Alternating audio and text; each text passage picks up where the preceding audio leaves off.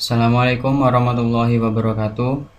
Pada kesempatan kali ini, saya akan menjelaskan tentang konsep audit dan auditor TI. Sebelumnya perkenalkan dulu, nama saya adalah Andri Firmansyah, NRP 032, kelas audit A. Sebelum lanjut ke audit, kita perkenalkan dulu terminologi yang berdekatan dengan audit, yaitu diantaranya monitoring dan controlling, yang dimana monitoring adalah pemantauan dan controlling adalah pengawasan yang dilakukan pada saat proses itu berlangsung. Jadi monitoring dan controlling dilakukan pada saat proses berlangsung atau saat suatu sistem berlangsung. Yang kemudian adalah evaluasi. Evaluasi adalah perbaikan dari proses atau pemantauan dan pengawasan.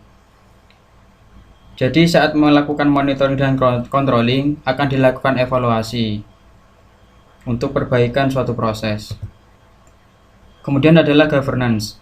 Governance merupakan perintah untuk melakukan aktivitas atau proses yang dimana di governance ini atau tata kelola terdapat dokumen untuk mengatur jalannya suatu proses bisnis, dan di dalamnya terdapat perintah.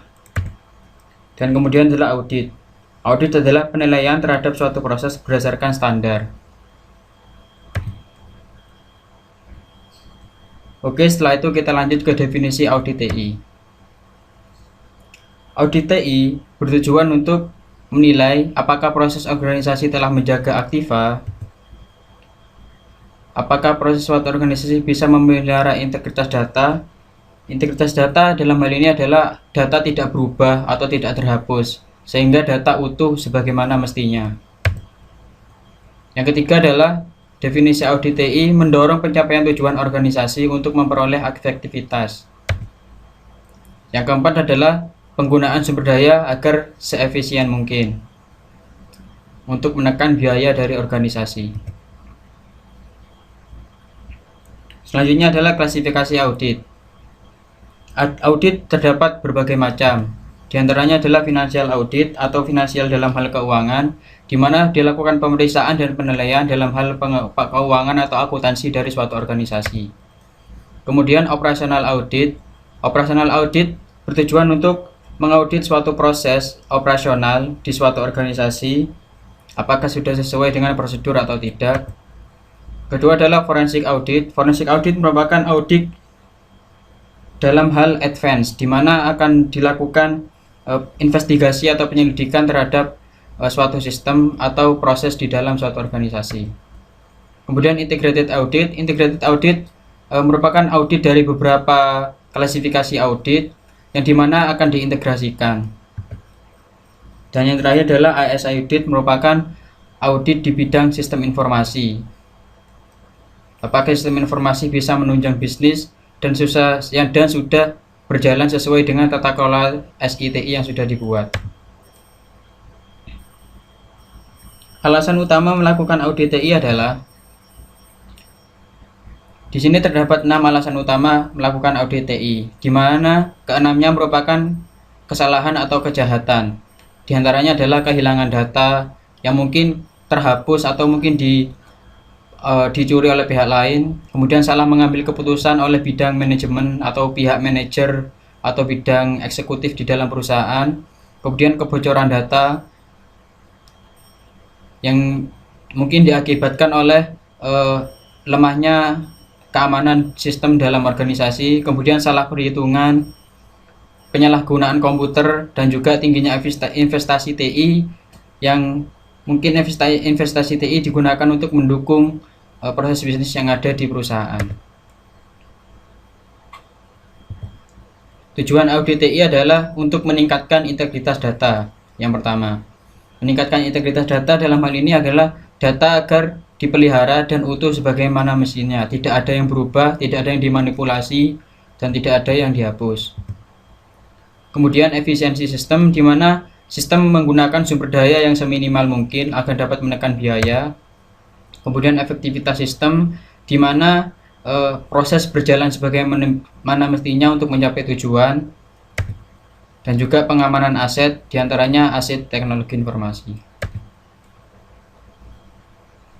Peran dalam audit TI. Di dalam audit TI terdapat 2 peran, yaitu yang pertama adalah auditor.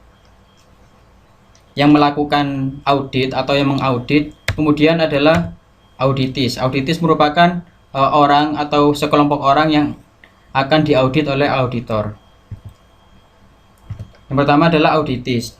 Auditis bisa berasal dari pihak manajemen, diantaranya dari direktur, dari general manager atau manajer dari tiap bagian, termasuk dari IT manager, kemudian IT spesialis, dan juga users. User di sini bisa karyawan atau anggota dari organisasi yang menggunakan sistem tersebut atau terlibat dalam operasional kegiatan organisasi. Yang kedua adalah auditor. Auditor terdapat dua macam, yaitu audit eksternal dan audit internal. Audit eksternal yaitu bisa contohnya adalah second party audit, yaitu pihak yang memiliki kepentingan terhadap perusahaan. Dan contoh lainnya adalah third party audit, yaitu pihak independen dari luar perusahaan, misalnya untuk sertifikasi ISO 9001 atau BS 779 dan lain-lain. Untuk audit internal, itu dilakukan atas nama perusahaan sendiri, dan untuk mereview manajemen atau tujuan internal perusahaan. Yang dilakukan auditor TI adalah pertama, melakukan persiapan terlebih dahulu, kemudian mereview dokumen yang sudah ada, lalu persiapan kegiatan on-site audit, yang keempat adalah melakukan kegiatan on-site audit, yang kelima adalah persiapan persetujuan dan distribusi laporan audit, kemudian melakukan follow-up terhadap audit yang sudah dilakukan.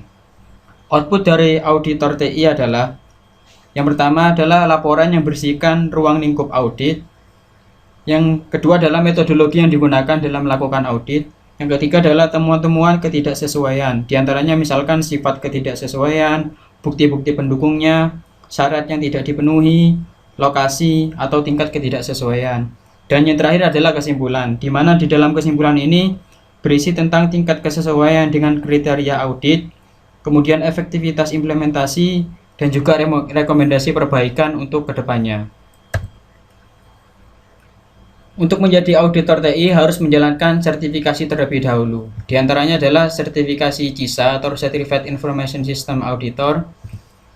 Yang kedua adalah CIA atau Certified Internal Auditor. Yang ketiga adalah CISM atau Certified Information Security Manager, di mana akan bergerak di bidang audit untuk keamanan sistem informasi. Dan yang terakhir adalah Certified Information System Security Professional, di mana ini digunakan untuk sertifikasi profesional untuk bidang keamanan sistem informasi. Sekian dari saya, terima kasih. Wassalamualaikum warahmatullahi wabarakatuh.